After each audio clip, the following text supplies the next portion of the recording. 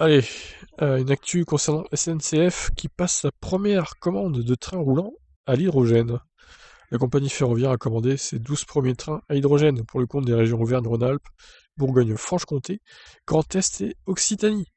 SNCF Voyageurs, la filiale de la compagnie dédiée au transport ferroviaire de passagers, a annoncé ce jeudi 8 avril avoir commandé auprès d'Alstom ses premiers trains bimode électrique hydrogène. Au total, la commande concerne 12 trains avec deux en option pour une facture s'élevant à 190 millions d'euros.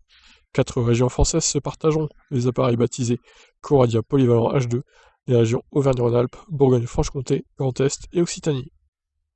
Des trains pouvant rouler sur 600 km hors des lignes électrifiées. L'histoire est en marche et la bataille pour une franche baisse des émissions de CO2 du transport ferroviaire est lancée.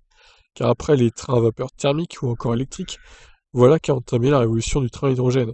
Les différentes parties au projet se félicitent d'avoir enfin pu aboutir à cette commande qui en précède d'autres, au terme de 2 ans de travail autour du projet. Le train Coradia polyvalent bimode électrique et hydrogène doit répondre à la transformation et à la mixité du réseau ferré national, qui pourrait être de plus en plus sollicité avec la fermeture de certaines lignes aériennes intérieures. Le Coradia polyvalent H2 est censé proposer une autonomie de 600 km sur des portions de lignes qui ne sont pas électrifiées. Avec ses 4 voitures et une longueur de 72 mètres, il peut embarquer jusqu'à 218 passagers assis et présentes, selon son fabricant le géant français Alstom, des performances dynamiques et de confort similaires à la version électrique diesel. Bon, ok, c'est pas mal, c'est pas mal. Alors on continue. Alstom va dédier 6 de ses sites français à la fabrication de trains hydrogène. Jusqu'à maintenant, les régions françaises ont commandé près de 400 Coradia polyvalents bimode électriques thermiques et tout électrique depuis 2011. La gamme des Coradia polyvalents capte plus de 2000 emplois aujourd'hui en France, chez Alstom, qui poursuit son ambition de devenir un géant mondial de mobilité verte, et ses différents fournisseurs. 6 des 15 sites français de la multinationale vont d'ailleurs participer au projet.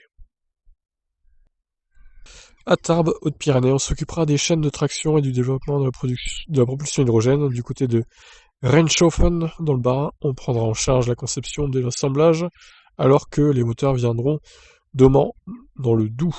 Le Creusot Saône-et-Loire aura à sa charge les bogies. L'informatique embarquée proviendra de Villeurbanne et le design sera assuré à Saint-Ouen, en Seine-Saint-Denis. Les premiers trains seront financés à hauteur de 47 millions d'euros par l'État, comme l'a confirmé jeudi Jean-Baptiste Djebbari. La France a tout pour devenir un champion de l'hydrogène.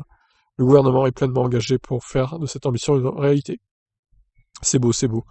De son côté, le président directeur général de SNCF Voyageurs, Christophe Fanichi, a salué une commande qui marque une étape historique pour la mobilité propre en concrétisant le déploiement dans les régions d'une nouvelle solution ferroviaire à zéro émission directe. Ok, bon, bah, pourquoi pas, c'est toujours mieux que des trains diesel électriques, on va dire. Mais bon, l'hydrogène, faut que ça évolue aussi pour les voitures particulières. Mais bon, c'est sûr que oui, que pour les trains ou les bateaux ou les avions énormes, l'hydrogène est peut-être plus adapté effectivement que les batteries. Euh, sur ce sujet, ouais, je pense qu'on est tous d'accord.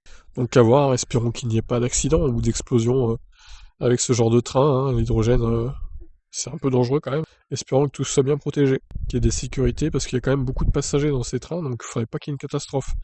Sinon, l'hydrogène serait pointé du doigt. Voilà, je vous laisse réagir. Qu'est-ce que vous en pensez de cette nouvelle? Ciao.